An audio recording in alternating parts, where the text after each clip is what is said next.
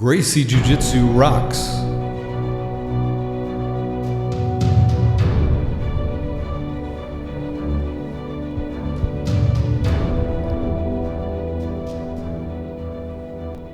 Welcome to the Gracie Jiu Jitsu Rocks podcast, a podcast dedicated to Gracie Jiu Jitsu and all things Gracie, including self-defense, competition, anti-bullying, women's self-defense and empowerment, nutrition, and most especially, the people involved in Gracie Jiu Jitsu.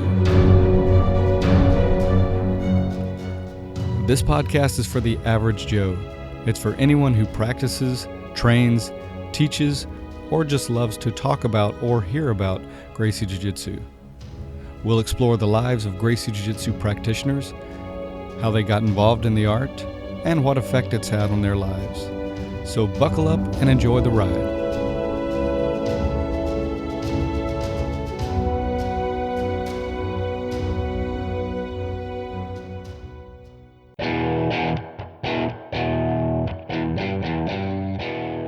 Welcome to episode 119 of the Gracie Jiu Jitsu Rocks podcast. As always, I'm your host, Marty Josie, and thanks for listening. Today, my guest will be Robert Drysdale, and we'll get to that in just a moment, but let's start things off with our Jiu Jitsu quote. And that is, a champion should ask himself, if I were to compete against myself, what would I practice to beat me? And that's from Leo Vieira. All right, Robert Drysdale is a world-renowned competitor and coach instructor. He's been highly successful at the highest levels, including IBJJF World Champion, ADCC Absolute World Champion, and he had an MMA record of 8-0, with all 8 victories coming by submission. He's the founder of Drysdale Brazilian Jiu-Jitsu and co-founder of Zenith BJJ. He was the second American to win the Mundials. In 2007, he won the prestigious Abu Dhabi Submission Wrestling World Championships in the open division, submitting Marcelo Garcia in just over 2 minutes, a feat up until that time that was considered unheard of.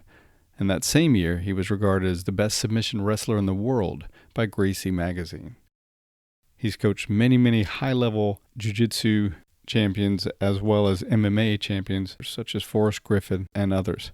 He was an assistant coach to Frank Mir on the show The Ultimate Fighter. And I recently had a chance to meet him at the Masters Worlds in Vegas, which was really a cool experience. He's a very interesting guy, and I know you're going to enjoy this interview. After the interview, make sure you stick around for the Make a Difference, Make an Impact segment. And now, without further ado, let's talk to Robert.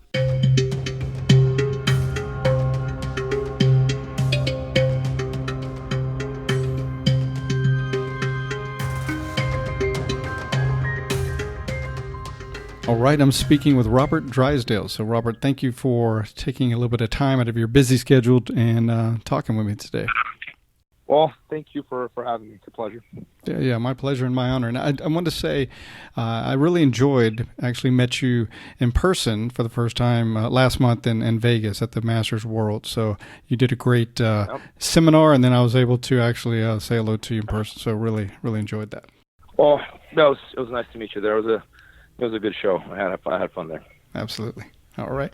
So you've obviously had a long and interesting career in jiu-jitsu.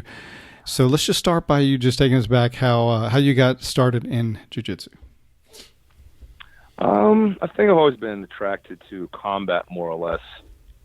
Since, as a child, I've always leaned towards, everything had to do with G.I. Joes and He-Man and everything had to do with plastic swords and plastic guns. And I think it was in my nature from a very young age.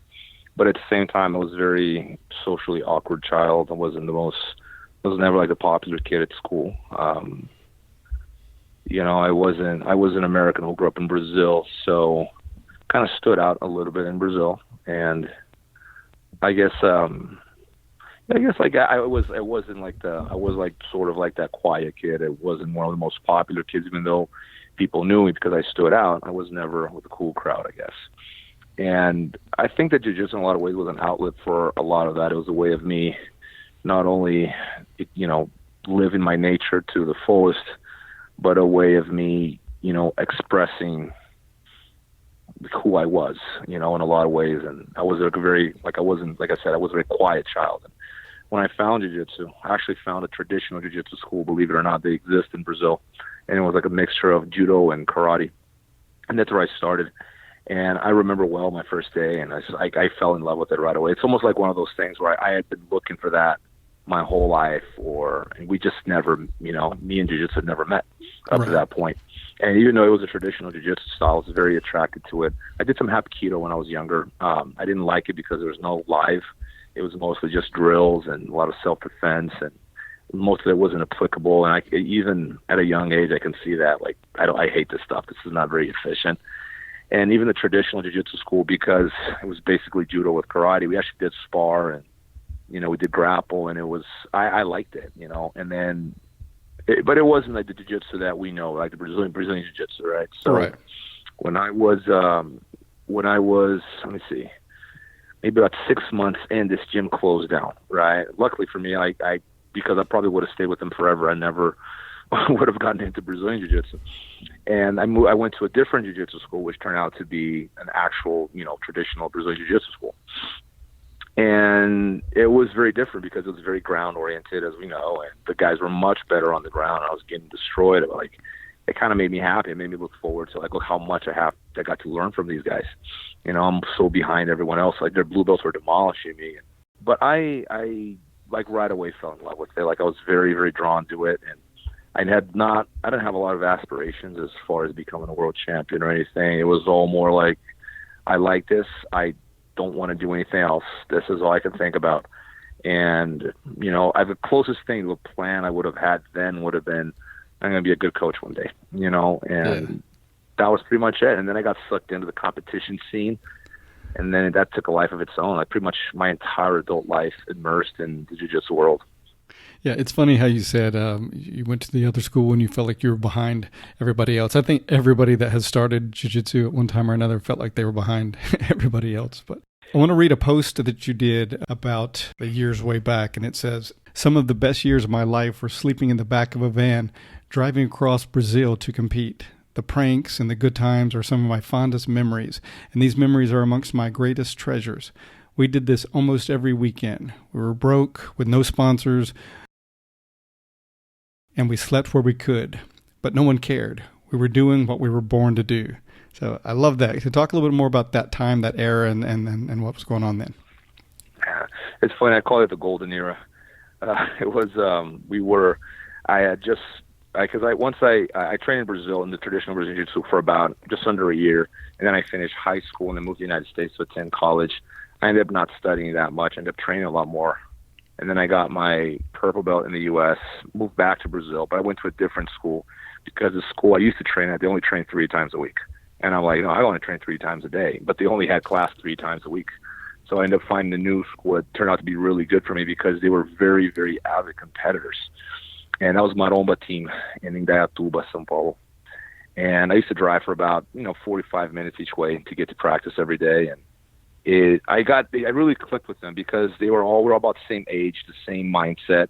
We're all like, late teens, maybe some of us early 20s.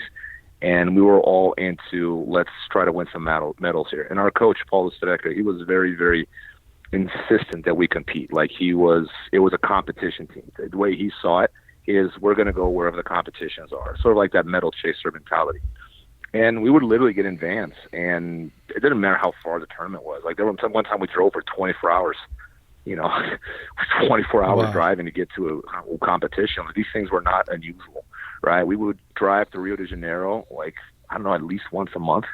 A lot of competitions were there, and it was like a 7-hour drive, depending on where you're going. And we did that almost every weekend. Like, I think there's one year, 2001, I competed like 30-some tournaments in 1 year. Yeah, it's when I look back, it's like, it's insane, but like, it was something that we were having so much fun that the tournament wasn't just about the medal. It was about the camaraderie and the fun that we had when we went to these tournaments, because we were all pretty young, and like I said, we're all broke. Like, we would sleep there's this gymnasium in Niterói called Caio Martins. It is owned by the Botafogo soccer club. So basically, like we couldn't afford a hotel, and so we would ask the Botafogo team would let us sleep in the gym mats, and the gym mats in the Botafogo, they're like disgusting. Like, it's hard to explain how filthy those things were. Right. Like, it was dust and probably lice everywhere. It was just beyond gross. We all knew to take a sheet, because they were going to be so gross, but we put the sheet over these gymnastic mats, and that's where it was sleeping on the floor, Wow. and you took your water and you took your food, and it was very, very precarious, very ghetto. And looking back, I'm like, how did I put up with that? Like, it was just, and we did that for, like, sometimes we did for 3-4 days, and that's where we slept on the floor, on old gymnastic mats probably filled with ice. Nice. And we just didn't care. It just never crossed our mind to complain, because, we wake up in the middle of the night and pull pranks off each other, and the coach would have to get up and tell us to go back to bed. We're basically like children, really. Like, we're like late teens, so we're like, it's like jiu-jitsu extends your teen years in a lot of ways. You get to become be a teenager longer than you should. But it was fun. Like, we like, sometimes one of us didn't have cash, the other would lend us money or buy us, pay for a meal or whatever. I remember there were times where sometimes we have like a rich kid on the team, and he could afford a hotel. So he'd go to a hotel, and like we'd have to like wait for him at the hotel. He'd walk out of the hotel, and he felt so guilty because he had money to stay in a hotel and no one else did. He just felt like so awkward. He's like, I don't want to stay in a hotel anymore. I want to stay with you guys, even though he could afford one, but that's sort of the camaraderie that, we had. And I really probably remember those years as the best years of my life. I mean, so far at least. I like to remember that time with a lot of nostalgia, and it was less about the medals. Now looking back, it was more about the experience and how much fun we had. Nice. So what does this phrase mean to you? So many good guys on the mats, and many are still very close. So that was the second phase. So this phase that followed this phase, because Gotcha. that golden era time, like, it kind of died out after a few years, because we'd done exceptionally well in competition. At least at the blue, purple, brown belt level, we were doing really well. But we got older. And then one got married, the other one had, like, his dad made him get a job, and like, it's kind of like it was an era that fell apart, and like no one stuck to jiu-jitsu but me. I mean, the coach was still there, everyone was still training, but I think at that point it was obvious I was the only one that was willing to. I wanted to take this as a lifestyle. Like, I wasn't just doing this, I'm gonna get my black belt and stop, or I'm gonna, I got to get a real job now. Like, most of my friends at that time, they were getting real jobs. And that's when I have really fond memories and good relationship with all these guys. But I left the team, and at the time, not the best terms, but now we're good friends. And like, they understood that I think they never said it, but they understood that I did the right thing. Now they look back and, oh yeah, you did the right thing, because I was ready for a level of intensity that I wasn't getting there anymore. Mm-hmm. And it wasn't just about, and like I said, most of my training partners were barely showing up because they were all getting married and having kids. So things had changed. So I started training with Damian Maia, Leo Vieira, Fernando Terere, Eduardo Teles. This is right after Alliance had split, right? And it was Master, and then it became Braza. I actually went to one session at Fabio Gurgel's school in São Paulo. I didn't even know the team had split at the time. It was like right when it happened. And I ended up I had a lot more in common with guys like Leo and Damian and Teles. Like, these guys, like, really, I just liked them. They were people like me, and I feel like we had more in common, so I ended up staying with them. But it was crazy how many people in the interior of São Paulo were in the same boat I was in. Like, because that region of São Paulo I come from, a lot of world champions came from that region. Had a lot of like small tournaments going on, and like high level competitors. Like, a long list of really high level competitors came out of that region, and they were all pretty much on the same boat. I was one of the first ones to start moving to São Paulo to train because I just wanted to train with higher level guys. And it's like one person brought the other. Like, so when one good guy came, oh, that's where that person went, I'm going to go too. And like the TT team, which sprung out of Master, was pretty much the cream of the crop of São Paulo Jiu-Jitsu in São Paulo. Like, we weren't a lot, maybe 30 of us, but they were like serious competitors. But like the very best guys in from the interior of São Paulo start training there. So yeah, like, it was crazy, the training. Like, Terere was an outstanding coach. I didn't always get along with him as a person. We didn't have that much in common. Him and Andre always clicked. Like, they were They're very, very similar people. I feel that Andre, in a lot of ways, runs his gym exactly like KT was run. Like, he pretty much just got with something that KT had started, and he just brought it to San Diego.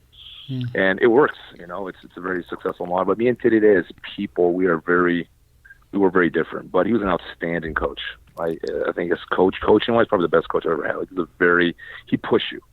He pushed you hard. He made it a competitive environment. And I enjoyed it for those reasons, you know, but I didn't always feel like it was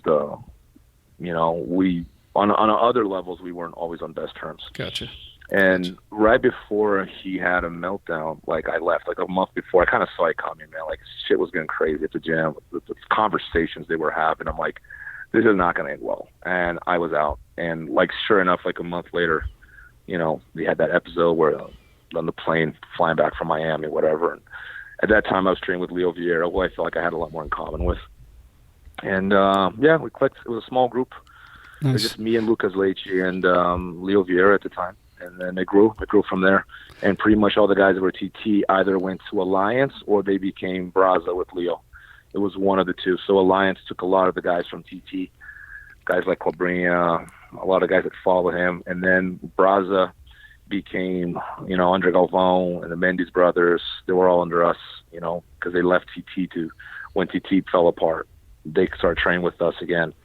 And it was crazy to see how many, like, looking back, you know, sometimes I'll find like an old picture, like how many good guys we had on the mats training together, you know. But basically that group of guys split into my and Cavaca's team, Zenith, Eduardo Telly's gym, 9-9 in San Diego, Atus, Checkmat, and some people who are still Brazil today. Wow. So when you think about it, that's like half the jiu-jitsu world, great like schools, training right? in the same room. Yeah, wow. Half the jiu-jitsu world today, when you're talking about like the main teams, is like they were in one room in Sao Paulo, you know, 8 years ago, more than that, like 12 years ago. They were all in the same room. Wow, nice. So we had something special there for sure. So let me ask you, obviously you certainly did, and you've been so successful in competitions at the highest level. So what do you feel like has made you so successful? I think that everyone has, I think there are recipes that, you know, there are numbers in the equation, right? And no equation is identical. Like, I was just talking to Mike Musumeci the other day, and just listening to him, you can see that there were a lot of things that we had in common. There's things that were different. You know, like some people might, you know, it's a ridiculous example here, but some people might drink orange juice every morning and they swear that that's why they win. They're like, well, that's not the reason you win. Like, what are the real reasons why someone wins? You know, and I think there's some room for deviation there, but I think that there are some common threads too. And the main one is a sense of accountability that successful grapplers, from my experience, or fighters for that matter, it's the same thing in MMA, they all have. And it has to do with personality traits. I think the main one, the two most important ones, I would say, are accountability. When I lose, it's my loss. I don't blame. It's not the referee might have made a mistake, but I made more mistakes. And my students are tired of hearing me say this, but it's so true. Like, you go back to the drawing board, you go, what could I have done different?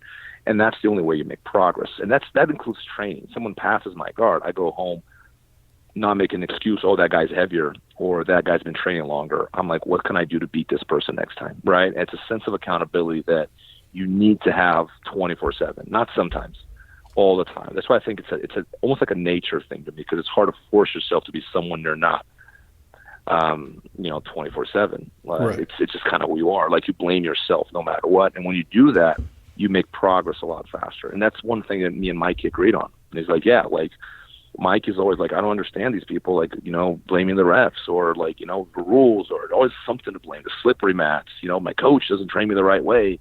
If only I had the training partners. And it's like, man, Mike like never had the training partners, and most successful American gi grappler in history, you know, and he says that. He's like, no, man, he was like literally drilling with a teddy bear. He said, I had like a stuffed animal at home, and I drill on that stuffed animal. Nice. Like, Nice. you just found a way. There were no excuses. I love it. Just never made the excuse. And the other thing that we agreed on too was the ego. And I think that, you know, ego has a bad connotation. And I think ego is a horrible thing when you project it on other people. But when you internalize it, I think it's a great tool. Like, it's just essential fuel for anything you want to do. And when my mean by ego is kind of like tied into the idea of accountability, is just not accepting defeat. Like I would literally, like someone pass my guard in practice, and the people who train with me know this, I'm not exaggerating. Like I'd leave the mats, I'd be pissed off. Like I was angry, not at the person, at myself. How can I let this happen? How can this person beat me? How can this person take me down? There's no way this is going to happen tomorrow. And I come back completely a different mindset. It was extremely competitive in a healthy way. It's not personal. No one's trying to hurt anyone, but we went to war and we were trying to win. And that's like every day we train like that, trying to beat. With me personally, maybe, and this is where my ego kicks in, like I just had to be the best guy in the room. If there was a room and I was not the best guy in the room, it bothered me. Like it made me uncomfortable. Like it's, maybe I'm a megalomaniac. I don't know. But that's how I felt. That's how I felt throughout my entire career. It's changed after I retired. I don't have to be that guy anymore. And I have different aspirations now. But up to the time I retired, if there was someone in the room that could beat me, it made me, I was so uncomfortable sometimes I didn't want to talk and interact with people because I couldn't stop thinking about that there's a person in here that can beat me. Yeah. So I just worked really hard to be the best guy in every room I've ever been in. And that I think right there was those are the things that helped me the most. And I think most of everything else for me is much cosmetic. I don't get lost in this whole discussion about training methodology and how you drill and how much you drill versus how much you live roll. This system versus that system, and like I have to know all the new techniques. I think that's all makeup. Does it make a difference? A little bit, but it's not the crux of it. That's not the cornerstone of anything. I think the cornerstones of victory are these two things I gave you: accountability and ego. Yeah, and I like what you said about those. And I don't think you're a megalomaniac or crazy for having that relentless pursuit of perfection and having the highest standards. It reminds me of a lot of great champions like Arnold Schwarzenegger when back in the height of his glory days as an Olympian, competitor, Mr. Olympia. Man, if you ever watch any documentaries about him, it sounded very similar. He just held himself to such a high standard, and he had a relentless need and desire to win and pursue that perfection. Yeah, so it's very similar. And because I don't know much about Schwarzenegger, but I can see that because you have to have this, like it's like a high standard, like it's never good enough. It's funny, like I have a theory on like how this works in people's minds. The people that talk about training hard, see, they don't train hard most of the time, but they believe they do, which is why they train so little, because in their heads they go, I am such a hard worker. And they go on Facebook and talk about how hard they work and how they're badasses, blah, blah, blah. And to me, it's almost a sign that they don't train hard enough, because if you believe you train hard enough, then you're really not pushing yourself. Whereas the people I know that train the most like disciplined and committed people I've ever met in my life, they've never even said I train hard, because in the back of their minds, I'm not trying hard enough. I'm not good enough. I'm not doing enough. I need to train more. And they truly believe, even though they're working out like 14 times a week, like twice a day, 7 days a week, they still believe they're not doing enough. Whereas the guy who works out 4 times a week, he believes he's doing enough. Therefore, 4 is enough. So it's almost like and I really believe this, because from my experience, it holds true. The people who train hard, they don't think they train hard, and the ones who don't, they truly believe they train enough. Interesting. On the other side, though, it's got to feel, I would imagine it feeling good too at some point when you've moved on from serious active competition to be able to relax some, and especially as you get a few years to start kind of approaching it differently. Does that apply to you? You know what? It's been a difficult last 3-4 years for me since I stopped fighting. What happens is you have to accept the fact that one day you're not going to be as athletic, as fast. And if age were not just a number, then people who are Masters 7 would be killing it in the adult division. Right. And I think that we have to be real. I mean, yes, you want to stay healthy. Yes, you want to prolong your jiu-jitsu life. Yes, a lot of it is mental, most of it. But like you do lose your reflexes and timing and recovery, and a lot of it's just like physiological. It's not a matter of, even though the will, I think, goes a long way here. Mm-hmm. I think the will is the key factor here. But there are other factors going on that are not in your control, and that's okay. You just have to, I slowly have to accept it. I make the analogy of like, if you're a superhero, one day they take your cape, the next day you lose your x-ray vision, The next day you can't fly. The next day you start losing little by little your superpowers, like little by little. Yeah. But I'm so sensitive to my body because I've been doing this my whole life. I can tell, like I can feel it, So the one aspect of that is like, and this sucks, and it's kind of like almost like, screw it, what's the point of trying? So for a long time I didn't train at all. I just kind of stopped training completely, and I'm starting to get back into it because I'm really pushing myself to have that motivation to be on the mats every day like I used to have. But for a good 2 years, I barely trained. I mean, a little bit, but just not a lot, Right. And I'm kind of ashamed of myself in a lot of ways, But it's hard because I would tell myself, if I can't be the best guy on the mat, then what's the point? If I can't be Buchecha, then what's the point? That's how my mind works. What's the point of training if I can't be Buchecha? That's literally what I'm thinking, right? And you just want to appreciate jiu-jitsu for what it is. So I'm getting back into that. Good. Not training to be the best. I'm training because I love jiu-jitsu, right? So it's a very different kind of motivation for me these days. I'm okay with not being the best guy on the mats anymore. Nice. It's okay. If I am, great, but if I'm not, it's okay. Whereas before it was the world is ending. Sure. Well, it's got to be a lot harder. Me, but yeah. A lot harder pill to swallow. I like the superhero analogy. It's got to be a lot harder for someone who was at such a high level, and achieved so much. If you were an average Joe who did jiu-jitsu, if you were like me, basically, and loved jiu-jitsu, passionate about it, but certainly weren't, this jiu-jitsu god, kind of, if you will, you can have a lot further to come down. You can't stay on the top of the mountain for the rest of your life. And it's harder to accept that. But let me say, now you're in a position to where you're an incredible teacher, and now you can really start emphasizing that and really get a lot of satisfaction in that as well, creating the new jiu-jitsu people. Yeah, it's there's that's what I tell myself, and I think that once you imagine you climb a certain peak, and then you're never gonna see the world from that stature again. It's always going to be different. Now it's a different view, but it's not that view. There's something very unique about having your hand raised, and knowing that, not just having your hand raised, but knowing that there's only a handful of people in the world that can beat you, and even so, you might beat them on a good day. You know what I'm saying? So it's that feeling is very unique, and I think that once you experience that, it creates this. It's like this void if you lose that, because now the expectation is of that. The expectation is of that view. And so the expectation doesn't change as fast as your ability to keep up does, right?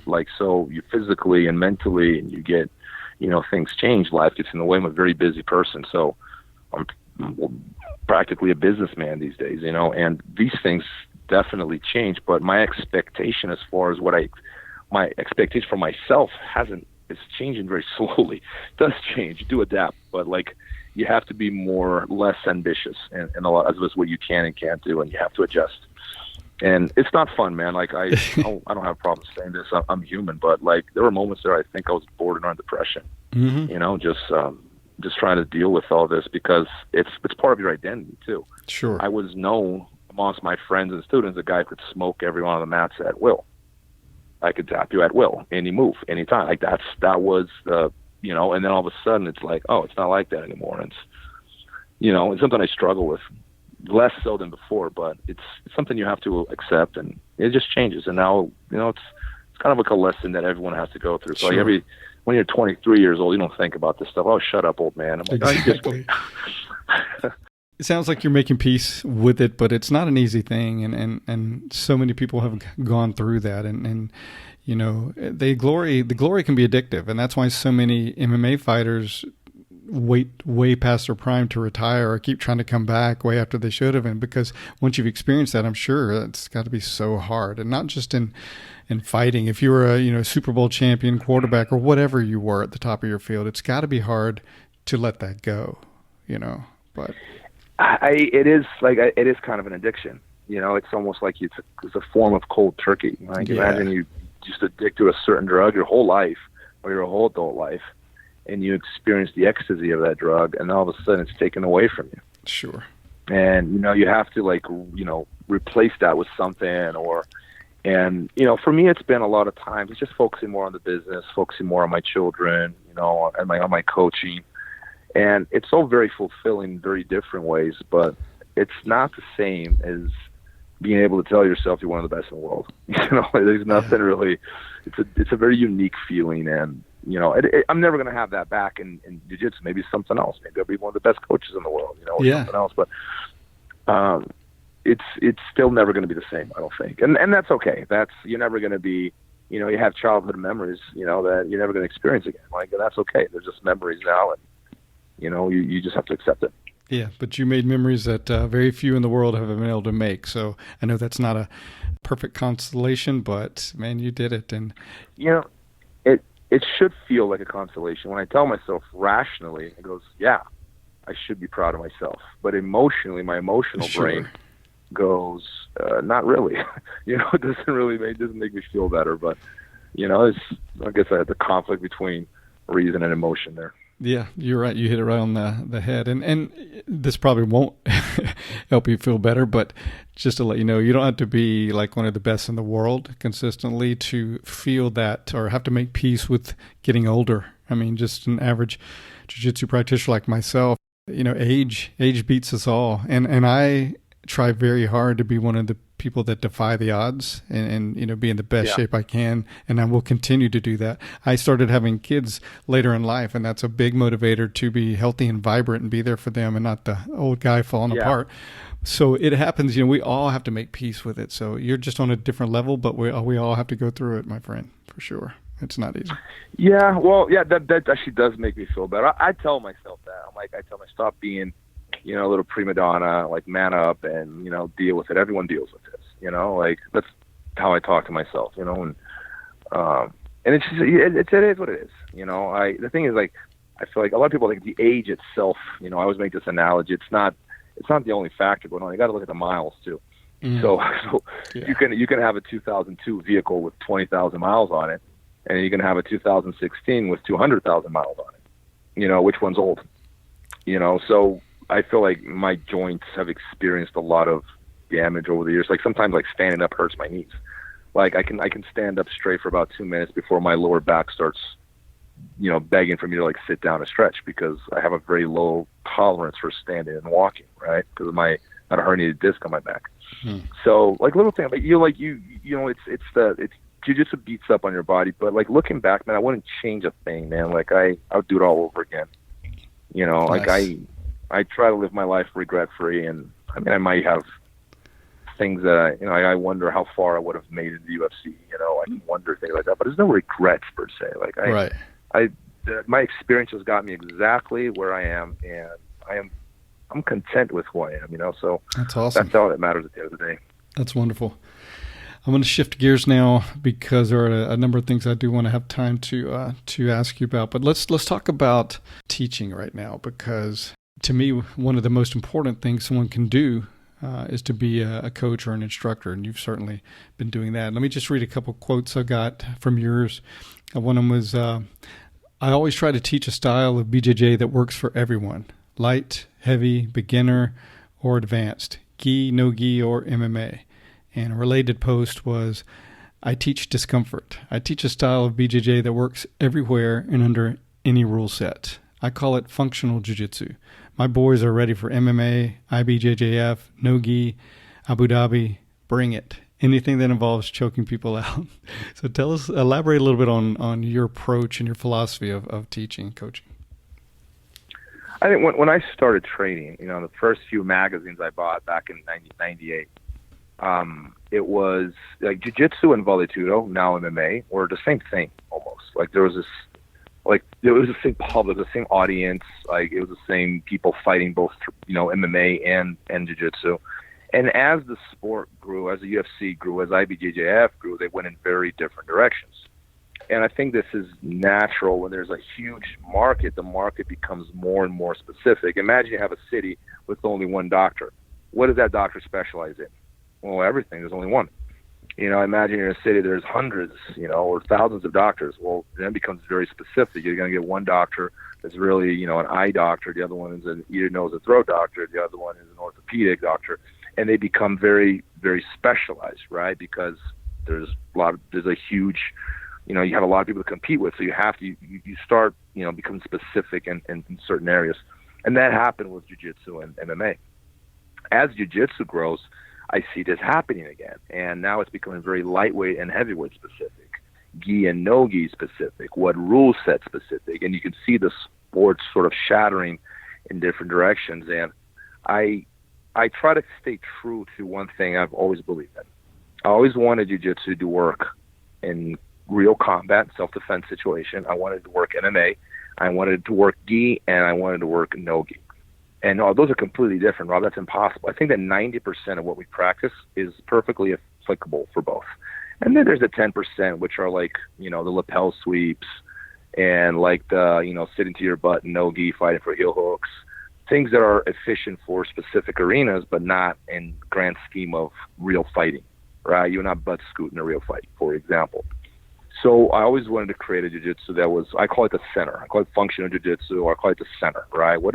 I'm not going to focus on the margins. The margins can be efficient. So, for example, if you go to a gym like AOJ, like they're all lightweights, for the most part, and they're extremely good at open guard, bolo to the back. Like they're wizards at it. They're incredible at it. But if you had those guys, you can see that no-gi didn't do as well, and you will probably never see them do well in MMA because of their style, right? So they have a very efficient style, very specific for the lightweight divisions and IBJJF rules. You put them under a different rule set, they're not going to do well. Or you get the submission-only crowd, for example. Submission-only guy crowd, they're going to be very efficient under submission-only. Put them in the gi, they can't do anything. You put them in the ADCC, they don't do well either. I think Gordon might be the exception, but for the most part, they don't do well. And it's because they're lacking tools in jiu-jitsu that will make them efficient under different rule set or different circumstances. I don't think a submission-only fighter is ever going to do well in MMA. I haven't seen it. I don't think I ever will. Maybe talk about exceptions, but as a rule, because it's a style that doesn't teach you how to take people down. Why would you? There's no points. There's no incentive to hold top position. So I always wanted to teach my students like wrestling. I'm a big fan of wrestling. I'm not the only BJJ black belt's going to tell you that wrestling is a probably better foundation than jiu-jitsu, because it teaches you a fundamental aspect of fighting that's just holding someone down. Mm-hmm. Now, wrestling fits inside jiu-jitsu. Every wrestling move is legal in jiu-jitsu. We just don't train our people like that. That's the mistake. We don't train them to fight for top position and hold top position. We don't train them to get back up. Like we train them, within our comfort zone. And I always wanted to train my guys. I'm like, what are the efficient techniques? What are the techniques that work everywhere? Single, double, back take, rear naked choke, for example, right? Probably the most common sequence in ADCC. The most common submission is rear naked choke. So let's get really good at that. And I always like to lean towards the moves that are in the center versus leaning on moves that are only, applicable under a certain rule set. Bolo, for example. Not that I don't teach it. I do teach it, but it's not. It's not the core of my program. I'd rather show moves that are going to work everywhere for all weight classes and any rule set. Awesome. Do you specifically teach self-defense classes as well? I mean, just strictly, say, like street-style self-defense? One thing I do is I actually don't have this class, but I wrote a program recently, and I want to implement it at the gym. I just haven't. I'm so busy. I don't have time. I need to. It's hard, but I have a lot of projects, and I can barely keep up with my own ideas sometimes. But I want to create an MMA-based self-defense program. Now, why MMA? I believe that MMA is the best form of self-defense ever created because it has absorbed the best Brazilian Jiu-Jitsu has to offer, the best wrestling has to offer, and the best of striking arts have to offer. Because the beautiful thing about the UFC is that it selects the best techniques for fighting. Right hand, left hook, single leg, double leg, body lock, back take, Kimura, guillotine. Like these are the most efficient techniques because if you have an inefficient technique, what's going to happen in the UFC? It's not going to work. It gets weeded out. No one's going to practice it. If someone is doing something repeatedly and it's working repeatedly for that specific fighter, other people are going to start copying it. Next thing you know, it's like a virus. Everyone catches on. Everyone wants to practice that new move, right? So there's a selection process that selects the very best techniques in martial arts. Now, MMA is not a street fight. You can't high gouge, you can't bite, there are no bottles, no chairs, there's no curb, there's no, wet grass. There's a million other factors that can go into a real life situation that aren't included in MMA. But I think it's fair to say that MMA is as real as it gets. Like, that's the closest thing we've ever created to something we can practice relatively safely that resembles a real fight. You know, I think most people would agree with that. So that's why I believe that MMA is the most efficient form of self-defense ever created. Now, you know, you can say, but Rob, an old lady is not going to be able to take someone down with a double. And I'm like, yeah, but she's not going to be able to twist their wrist Steven Seagal style either. You know, in fact, she's more likely to take someone down with a double than she is to twist their wrist to make them do, 360 in the air. Right. I think that a lot of what people teach, in self-defense, if it isn't applicable for professional athletes, it's even less applicable for an old lady. You know, I think that if a professional athlete can't do it, what makes you think that someone who's not athletic and is 60, 70 is going to be able to do it, right? So it's to me that the fact that it's in the UFC reinforces the fact that is the best that is available given human anatomy and like what we can do with our body, limitations of our bodies, right? That what we know what's best is what we watch in the UFC. And tomorrow might be different.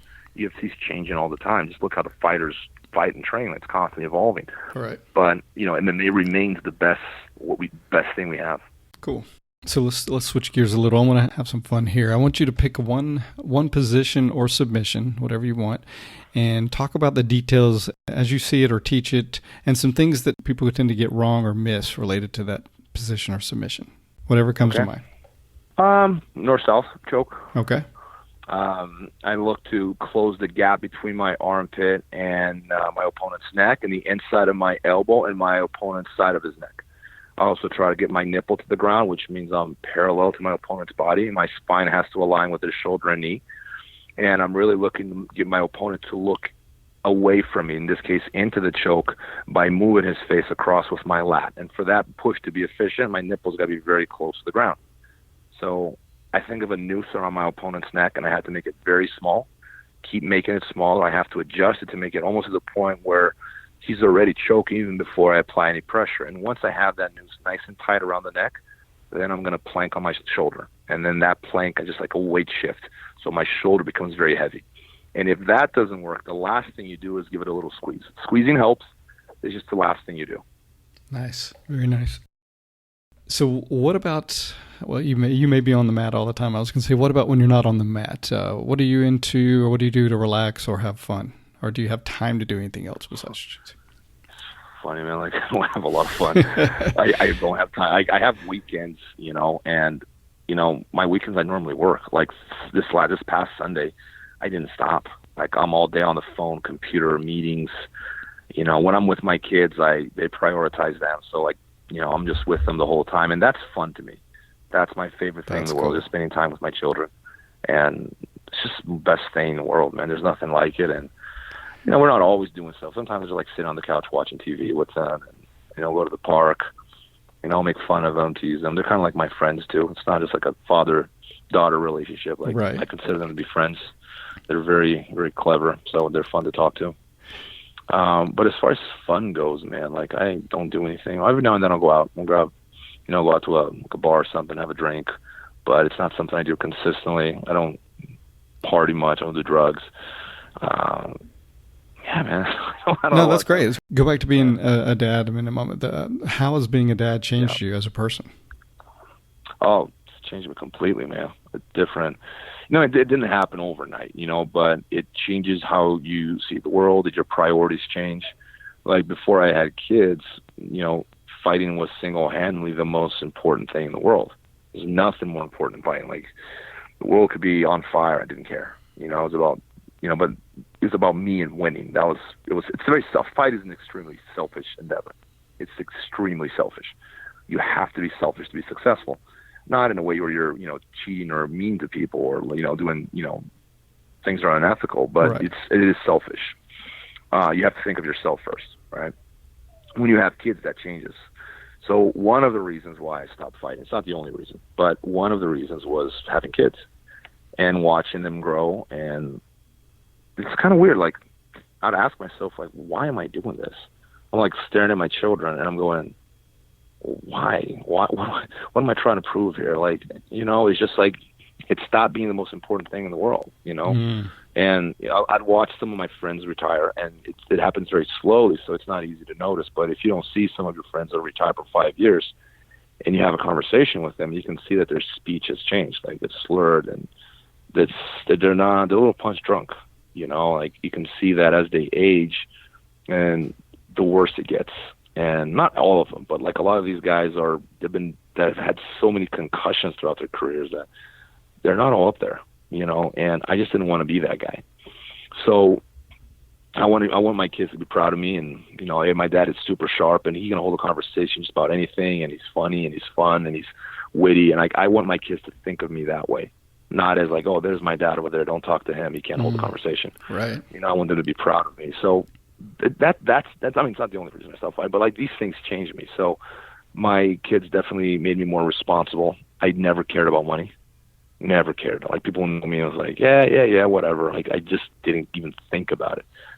Like, I just didn't care, and now I care. I care about their future. I want to make sure they're well taken care of, and they have some sort of stability, so they definitely changed me and made me more mature and made me more grounded. I think less ambitious in a lot of ways. I think the expectations for myself are lower than they were before I had kids in some ways. Well, your ambitions are different. It's more about them. Less about winning and more about being the best you can for them, right? Yes, exactly. Whereas before, I've always wanted kids, but you're not thinking about having until you have them, and then you go, man, this is way more important. Like, and then you understand. Like, I call it the meaning of life. People ask the meaning of life. I'm like, I already know. It's having kids, having kids and taking care of them. That's what what you're here for. It's beautiful, man. Well, you were talking before about meaning, life and meaning, and you used to get it from one area. It sounds like it's shifted, and you certainly have some grand thing now that certainly gives you a lot of meaning, for sure. Yeah, it's different. Like, it's changed, and like the winning is a nostalgic thing now. But like, I have a new meaning now, that is being the best father I can be. And just being a good person in general, like having, being a good role model as best I can. Excellent. Certainly many flaws. Those who know me, I'm a very difficult person to deal with in a lot of ways. Very set in my ways, stubborn sometimes. And, if I'm right, I put my foot down, and you're never going to talk me out of me, if I believe I'm right about something, Right. But I have many flaws, but I'm working on these things too, and that's a work in progress. But, the main thing to me is just being a good father, a good friend, a good son, good teacher, good coach. Awesome. Keep growing and going forward, right? So who's had the biggest impact on your life? It could be on the mat or off the mat. Who comes to mind as, I'm sure there's a lot of people, but who are some people that come to mind as having the biggest impact on your life? I think my mother, she's always been very supportive of me. Like, to the point of a flaw. Like, she just, always been supportive of anything I've done, anything I do. Like, it doesn't matter. Like, she believes in me. It was nice. It's nice knowing that someone believes in you no matter what. Mm-hmm. Right. I've had very influential coaches as well. Steve Da Silva was, when I moved to Las Vegas, he was my coach, and he took me under his wing. I think he saw me walking from the gym to the bus stop, and then he goes, "Oh, I'll drive you home." He thought I lived in the area, and I lived it was like a 1-hour drive. By bus, it was 3 hours each way. Wow. And I was doing that every day. Wow. If you're familiar with Las Vegas, I lived on North Lamb and Lake Mead, and I was training on Flamingo and Decatur. So if you're familiar with Vegas, that's about 3 hours by bus, right? Man. 3 different buses. And I was doing dedication there every day. It's funny. It didn't cross my mind not to. Like, really? Now it's like, that's insane. Right. But at the time, didn't even register like that was difficult. Like, it didn't even cross my mind that was too much work. And then Steve rode me, and he realized, like, what? You've been doing this every day for a whole year? Yeah, that's what I do every day. And then, like, you want to live with me? I'm like, sure, because he lived right by the gym. He just drove me every day. So he literally, adopted me when I was like 17 years old. And so he's a very influential person in my life. And then my teachers in Brazil, like Paul Strecker, made me train, compete, even when I didn't want to compete. They kind of pushed me to compete. A lot of people, man. Today was a great coach. Leo was, a guy I had a lot in common with, I felt like, in a lot of ways. So my coaches were influential. I had a lot of training partners that were very influential in my life. Many of them still very good friends. Almost all of them, really. I don't have a lot of enemies in jiu-jitsu. People I hold dearly till this day. Nice. But yeah, man, like maybe the people around me are the most influential ones in my life. All right. So you've got a couple of projects going on. You have a new podcast, Breaking the Guard. Tell us a little bit about that. So the idea came about, David Avelon's been living in Vegas for about 2 years now, I'd say. And me and Dave always got along. We have great conversation. You know, we don't agree on everything, but that's normal, you know. But we do have a lot in common. We approaching, you know, we have just like similar topics that we like to talk about. And we always end up having these really good conversations. Like, man, we should, I don't know if I had the idea or you had the idea. I don't remember, but it's probably like symbiotic. Like we just agree, like, yeah, that's a great idea. Let's do a podcast. And we talked about it for almost a year before we actually finally got it off the ground. And then we built a little studio, and you know, we're trying to film one show a week, and it's brand new. It's still, you know, getting off the ground. And I think that there's a lot of topics that relate to jiu-jitsu that aren't necessarily jiu-jitsu specific, and we want to make it something that is interesting, not just to jiu-jitsu practitioners, but topics in jiu-jitsu like mental struggles or hardship or pain, and how can that, you know, can we reach out to a broader audience through jiu-jitsu and hopefully introduce them to jiu-jitsu, right? That's kind of like the overall idea. We're planning on bringing some psychologists, physiologists, nutritionists in the future, like people that aren't in the area of jiu-jitsu but can maybe give some good advice for people who train and, you know, make their training more efficient or more pleasant. So that was the idea. And yeah, I think we're at 9 episodes in now. Yeah. Nice. Rolling along. I'll definitely put a link in the show notes to that as well. And you also have your movie you've been working on, Close Guard, the movie. Tell us a little bit about that. Yes. So that was project's about 2 years old now. And I knew as much about documentaries as I know about quantum physics, pretty much.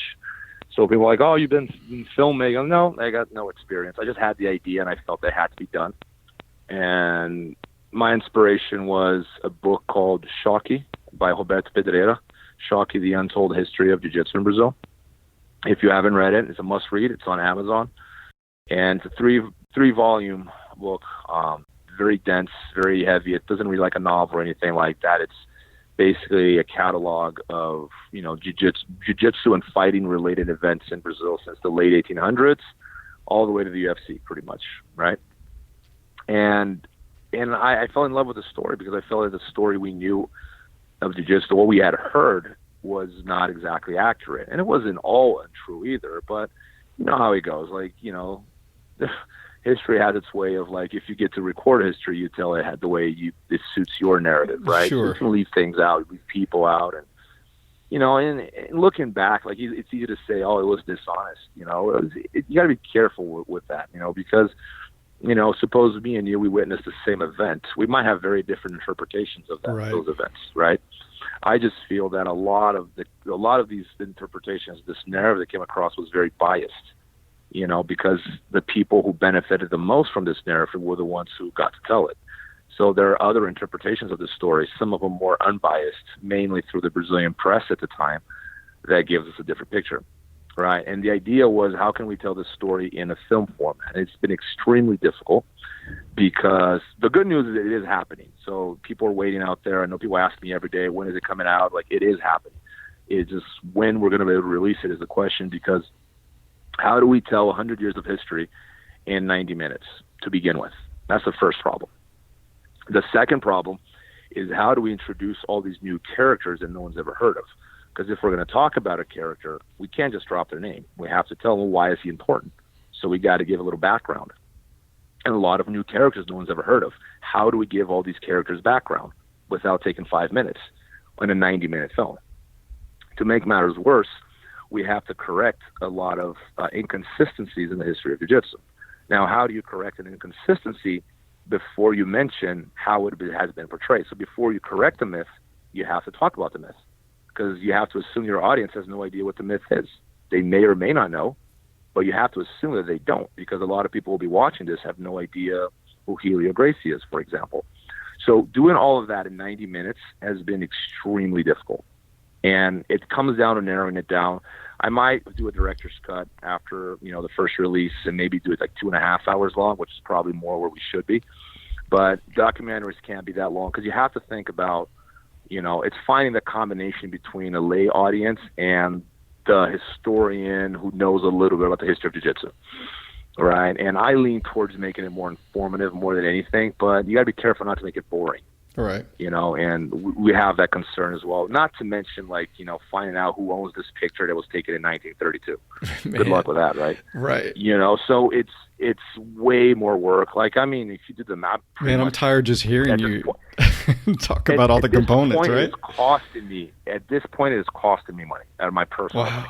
Like the time that I put into this, and I will never see that money. And it's okay. It's to me, I feel like I'm doing something positive for jiu-jitsu, and I hope people appreciate it. And we just wanted to, I don't feel like I have a dog in this fight. I'm not trying to say this narrative or that narrative. I think, it's funny because when we started this film, everyone assumed it was going to be an anti-Gracie film.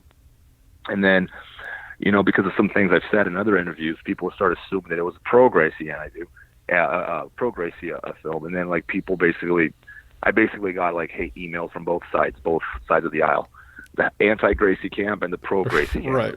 Which to me is kind of funny, but I do my best to try to stay as unbiased as possible. Good. That's all you can do, right? Report it. And no, I agree with you. There's throughout all kinds of histories, there's biases, but so anything you can do to shed some light and give another perspective, I think can be a positive thing if it done well. It sounds like you're trying to keep a lot of integrity in it, so good for you. So yeah, I want it to be something that archival that future generations of jiu-jitsu practitioners can reference if they want to learn jiu-jitsu history. Because few people are going to read 3,000 pages, But right. If they want to, I think most practitioners will want to watch a 90-minute film that explains their roots. You see that T-shirt, "Know Your Roots." Yeah. I always think that you don't know your roots. It's funny because people wear that T-shirt all the time. They have the sticker and everything. You have no idea what your roots are. You really don't, because people really don't know. Now they just think they know, and jiu-jitsu history is very, it's complicated. Yeah, like anything else.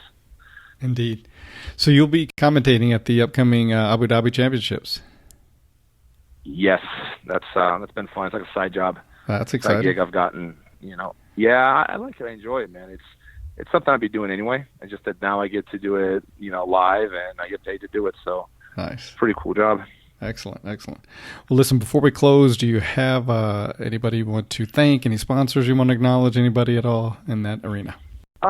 No, I just want to open the doors of my gym to visitors. If you're in Las Vegas visiting, stop by the gym, Drysdale Jiu-Jitsu. Our website is drysdalejiu-jitsu.com. Everyone's welcome. I'm not very political when it comes to jiu-jitsu. I have an open door policy. You can all come in and you can leave. A few exceptions. Some people have been kicked out and some people are not allowed back in. But for the most part, everyone's welcome. I'm not, people that know me know this. I'm not political. I like to keep it up. I'm very proud of the culture we've created at the gym. We have probably close to 30 black belts at the gym now. Wow. And, it's hard to create something like that, to keep all the black belts in-house. And the only way you can keep that many black belts in a gym is if you have good culture. And I'm very proud of that. So everyone's welcome. Come by if you're in Vegas. Stop by, say hello. Absolutely. And again, I'll put a link in that in the show notes as well. Man, I want to thank you very much for your time. You're an interesting guy. I could talk to you for hours, and I'm sure. If you're ever bored, give me a call, man. I'm sure you can both. Right on. Anytime. Thanks, man. Keep doing what you do and keep touching lives, brother. All right. Thank you, man. Thank you. All right. Really enjoyed that interview with Robert Drysdale. I'll put a link in the show notes so you can find his academy as well as info on his projects. All right. Stay tuned now for the Make a Difference, Make an Impact segment.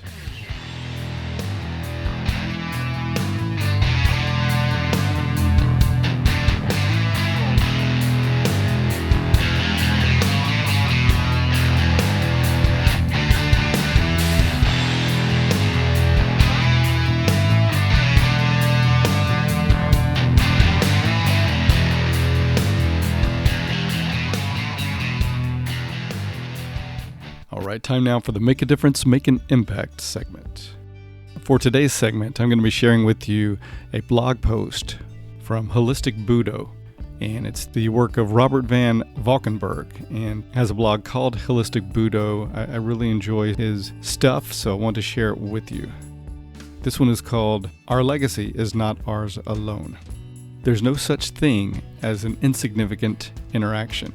We do not know the full extent of the impact that we are making on the lives of those around us. We cannot fully comprehend how every gesture, expression, word, and action reverberates and resonates through lives and across time. Once it leaves us, it belongs to the world, now and in the future.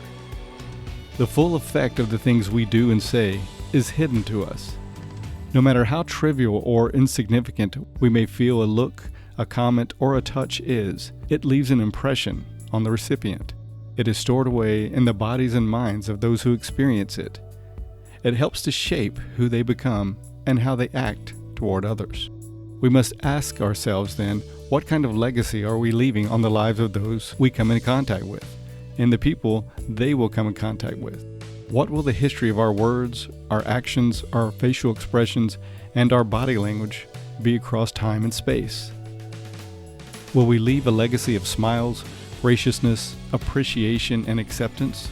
Or will it be something else? And again, this is from Holistic Budo, Robert Van Valkenburg. Check it out. There'll be a link in the show notes. All right, going through your day, your week, and your month, I invite you to carry this thought with you, that there's no such thing as an insignificant interaction, and be mindful of the effect that you have on others.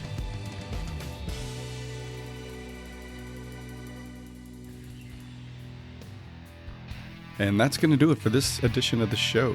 As always, I thank you for listening. Hope you're enjoying the show. If you feel like you're benefiting from the show and want to show your support, you can support us on our Patreon page, and a link in the show notes. Please like and follow us on social media and help us spread the word by reposting our posts and telling others about the show. You can leave comments on the website at www.GracieJujitsuRocks.com. You can also go to iTunes and leave comments, as well as rate the show, and we would appreciate a 5-star rating, which helps us with our standing in iTunes. You can also leave comments on our YouTube channel. If you have suggestions for the show, please don't hesitate to give those. We always like feedback and suggestions.